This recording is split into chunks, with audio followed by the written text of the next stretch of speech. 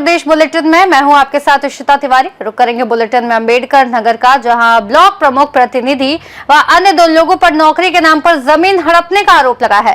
साथ ही बातों की बदायूं की, जहां राजकीय मेडिकल कॉलेज में मरीजों को परेशानियों का सामना करना पड़ रहा है। ऐसी तमाम खबरों पर विस्तार से चर्चा करेंगे बुलेटिन में।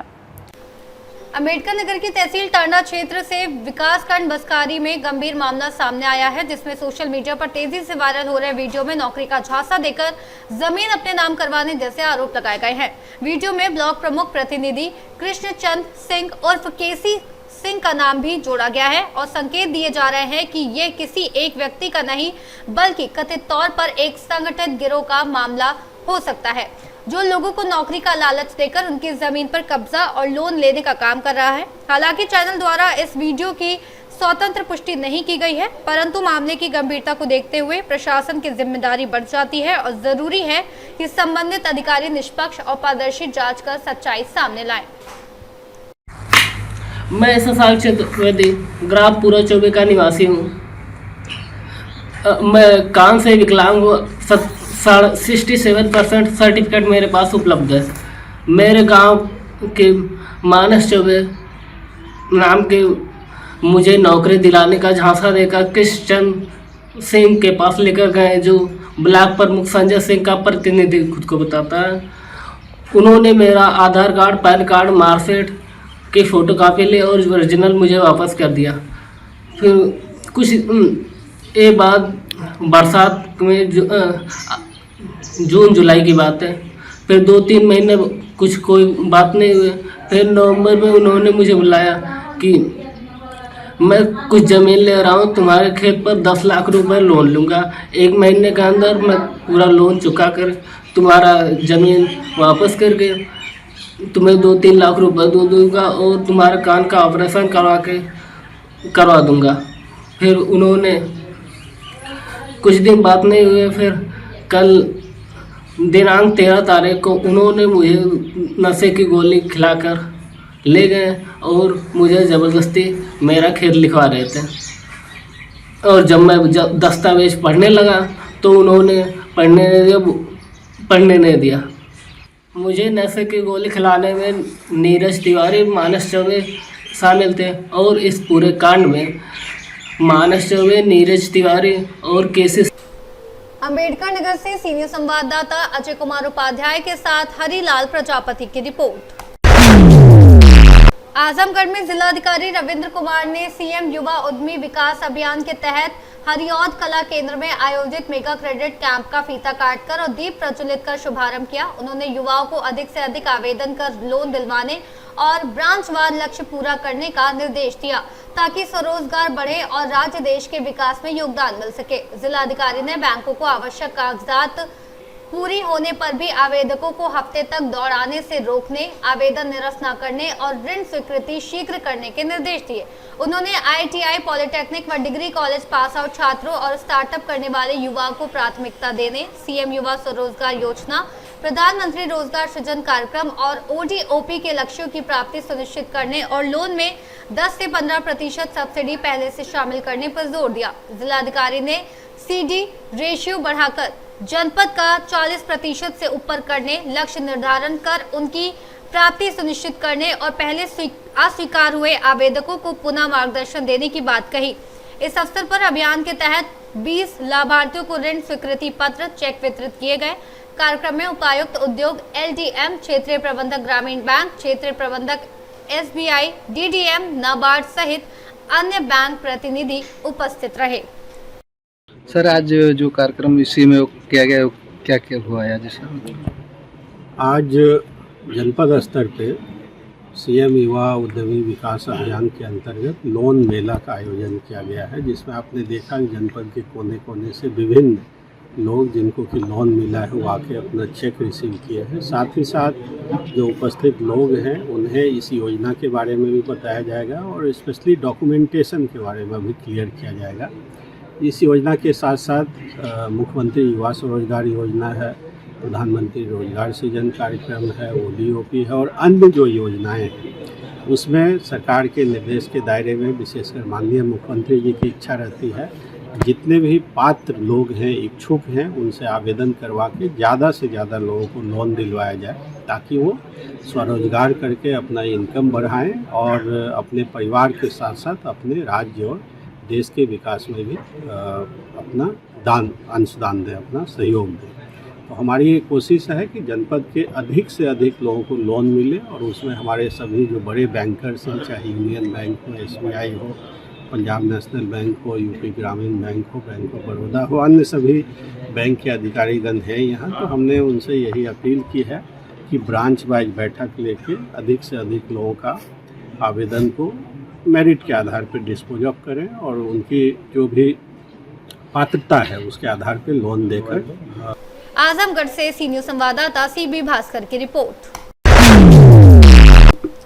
बदायूं के राजकीय मेडिकल कॉलेज में मरीज और उनके परिजन गंभीर परेशानियों का सामना कर रहे हैं क्योंकि लैब में बिजली नहीं होने की वजह से ultrasound, x ray, KFT, LFT, CBC सहित कई टेस्ट नहीं हो पा रहे हैं। दर्जनों मरीज सुबह से लाइन में लगे हुए हैं लेकिन 4 बजे तक भी बिजली नहीं आई। मरीजों का कहना है कि कई घंटे इंतजार के बाद भी कोई जानकारी नहीं मिल रही और अस्पताल स्टाफ सिर्फ यही कह रहा है कि बिजली नहीं है तो काम कैसे होगा। परेशान लोगों ने बताया कि ये समस्या कई दिनों से बनी हुई है और अब जनता बेहाल हो चुकी है। गेट पर मौजूद डॉक्टर भी समस्या का कोई समाधान नहीं बता पा रहे हैं जिससे मरीज और उनके परिजन निराश हैं। बदायूं से सीनियर संवाददाता राजीव की रिपोर्ट। ललितपुर शहर के सदर कोतवाली रोड स्थित शादीधर में एक शादी समारोह उस समय तनावपूर्ण हो गया जब कुछ लोगों को खुलेआम शराब पीने से मना करने पर विवाद खड़ा हो गया। प्रत्यक्षदर्शियों के अनुसार शुरुआत में मामूली बहस हाथापाई में बदल गई और अफरा तफरी के माहौल में शादी समारोह की खुशियां कुछ समय के लिए फीकी पड़ गई। मौके पर मौजूद लोगों ने बीच बचाव की कोशिश की। वहीं सूचना मिलने पर स्थानीय पुलिस तुरंत पहुंची और स्थिति को नियंत्रण में लेकर दोनों पक्षों को शांत कराया। घटना में किसी के गंभीर रूप से घायल होने की सूचना नहीं है लेकिन पुलिस ने कहा है कि यदि किसी पक्ष की ओर से तहरीर दी जाती है तो मामले की जांच कर आवश्यक कार्रवाई की जाएगी। इस घटना ने शादी समारोह में शराब सेवन और सुरक्षा व्यवस्था को लेकर एक बार फिर सवाल खड़े कर दिए हैं। ललितपुर से सीनियर संवाददाता विकास सोनी की रिपोर्ट। जनपद ललितपुर में आंगनवाड़ी भर्ती प्रक्रिया चल रही है जिसमें 262 पदों के लिए डॉक्यूमेंट वेरिफिकेशन और मेरिट आधारित चयन किया जा रहा है। हालांकि भर्ती प्रक्रिया में गड़बड़ियों की आशंका जताई जा रही है क्योंकि विकास खंड मड़ावरा में कुछ विभागीय कर्मचारियों दलाल अभ्यर्थियों को नौकरी दिलाने के नाम पर फोन कर मोटी रकम वसूलने की कोशिश कर रहे हैं। प्रशासन इस भर्ती को निष्पक्ष तरीके से कराने में सक्रिय है और CDPO ने स्पष्ट किया है कि चयन मेरिट के आधार पर होगा जिसमें दिव्यांग, विधवा, BPL महिलाओं को प्राथमिकता दी गई। उन्होंने अभ्यर्थियों से अपील की कि किसी के बहकावे में ना आए और किसी भी दलाल द्वारा पैसे मांगने की सूचना दे। ललितपुर से सीनियर संवाददाता राकेश कुमार वैद्य की रिपोर्ट। संत कबीर नगर के बेलहर कला ग्राम पंचायत में ग्राम प्रधान संध्या दुबे और प्रतिनिधि विनय दुबे द्वारा पिछले 5 वर्षों में किए गए जनहितकारी कार्यों की क्षेत्र में व्यापक सराहना हो रही है। ग्रामीण विकास को प्राथमिकता देते हुए उन्होंने शासन की विभिन्न योजनाओं को जमीनी स्तर पर लागू कराया जिससे लोगों को सीधे लाभ मिला। उनके कार्यों में स्कूलों का कायाकल्प, अमृतसर सरोवर का विकास, CC रोड इंटरलॉकिंग, नालियों का निर्माण, आवासीय और शमशान घाट पर शेड निर्माण, सामुदायिक शौचालय, पार्क, जिम सेंटर और अन्य बुनियादी सुविधाओं का विकास शामिल है। CC रोड और नाली के निर्माण से गांव की साफ सफाई, आवागमन और जीवन स्तर में सुधार हुआ। ग्रामीणों का कहना है कि संध्या दुबे और विनय दुबे के नेतृत्व में गांव में विकास की गति तेज हुई है और योजनाओं का लाभ सभी वर्गों तक पहुंच रहा है। ग्रामवासियों ने प्रधान के कार्यकाल को विकासोन्मुख बताते हुए भविष्य में भी इसी तरह के प्रयासों की उम्मीद जताई है।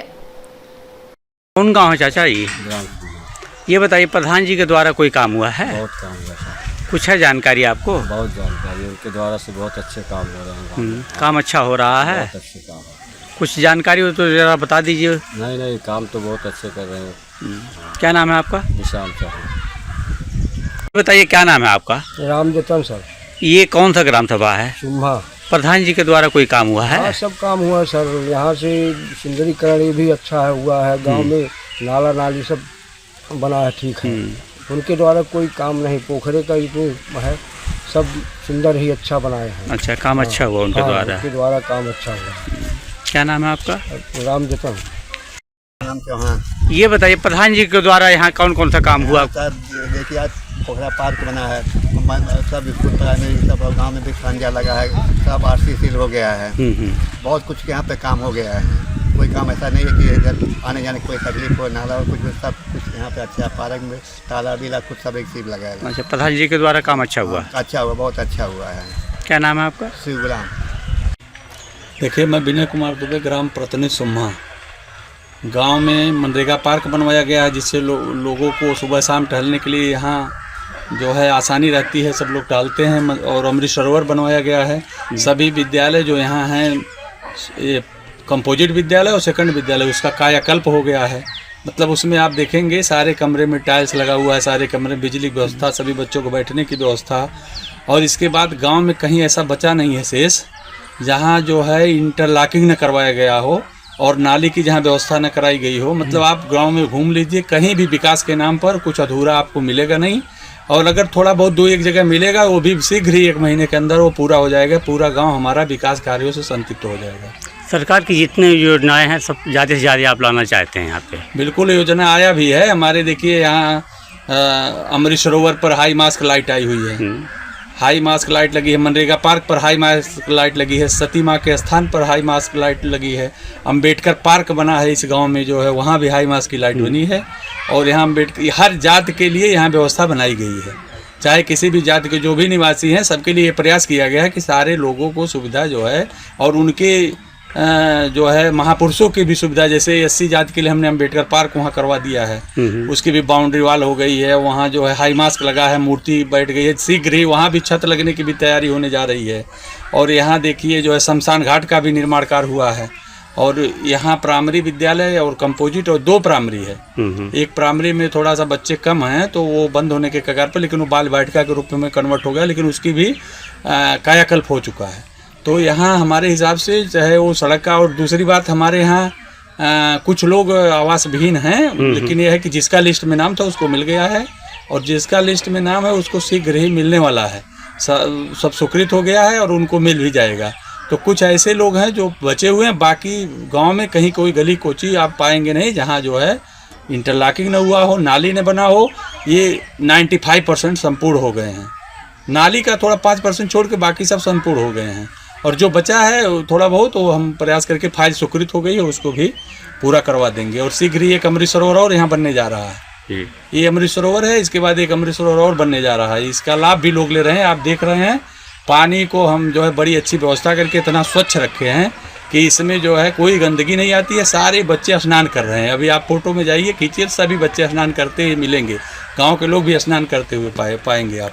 ये अमृत सरोवर का उपयोग गांव वाले हमारे कर रहे हैं और सुबह शाम यहाँ टहलने आते हैं। ओपन जिम लगवाया गया है जी। ओपन जिम में भी सभी लोग सुबह यहाँ देखिए तो यहाँ सैकड़ों की संत कबीर नगर से सीनियर संवाददाता मोहम्मद नईम की रिपोर्ट। उत्तर प्रदेश बुलेटिन में फिलहाल के लिए बस इतना ही। देश और दुनिया की तमाम बड़ी खबरों के लिए देखते रहिए सी न्यूज़ भारत।